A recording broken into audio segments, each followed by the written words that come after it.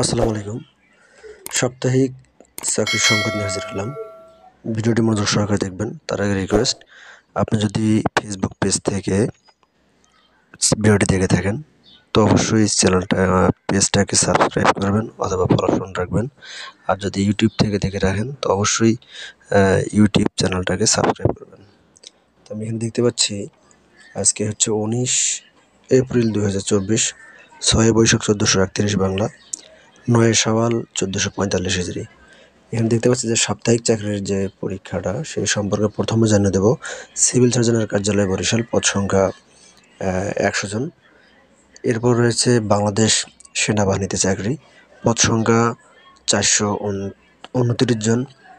রয়েছে south east bank কর কমিশনারের কার্যালয়, কর অঞ্চল 1 চট্টগ্রাম, 34 পদ।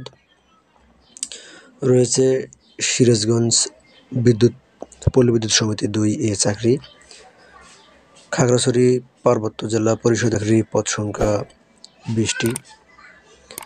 বিমান বাংলাদেশ এয়ারলাইন্সে পদ সংখ্যা 90টি।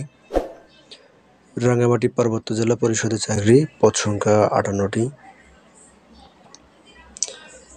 রয়েছে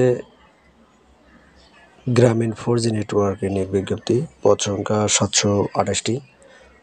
রূপপুর পারমাণবিক বিদ্যুৎ কেন্দ্রের চাকরি, পদ সংখ্যা 35টি। ডাক ও টেলিযোগাযোগ বিভাগের চাকরি, পদ সংখ্যা 16টি। রয়েছে উপজেলা স্বাস্থ্য ক্লিনিকের চাকরি, পদ সংখ্যা 1322 জন। সড়ক পরিবহন ও মহাসড়ক বিভাগে জরুরি চাকরি, এখানে পদ সংখ্যা 6টি। Sylhet AMAG Osmani medical college হাসপাতাল, পদ সংখ্যা 11টি। সরকারি কর্মচারী কল্যাণ সমিতির অফিস ও চিকিৎসা কেন্দ্রে, পদ সংখ্যা 26টি।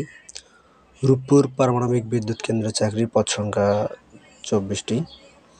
তো এখানকে যে ভিডিওগুলো আছে এই ভিডিওগুলো অর্থাৎ যে কন্টেন্টগুলো আগে আমি বললাম এই কন্টেন্টগুলো সম্পর্কে A to Z আমি আলোচনা করেছিলাম। তো এই বিষয়টা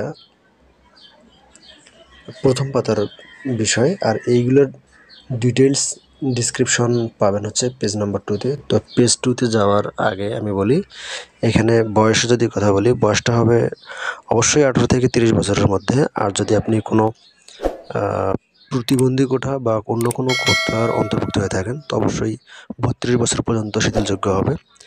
ছবির ব্যাকগ্রাউন্ডটা হবে রঙিন, কালারফুল। আর পোস্ট ভেদে টাকা হবে, টাকার পরিমাণটা সর্বনিম্ন যে টাকার কথা বলি সর্বনিম্ন টাকাটা হবে 112 টাকা টেলিটক সার্ভিস সহ, এবং সর্বোচ্চ যে টাকাটা হবে সেটা হলো পোস্ট ভেদে 223, 500, 400, 700। তো ভিডিওটি মনোযোগ সহকারে দেখার জন্য ধন্যবাদ। আসসালামু আলাইকুম।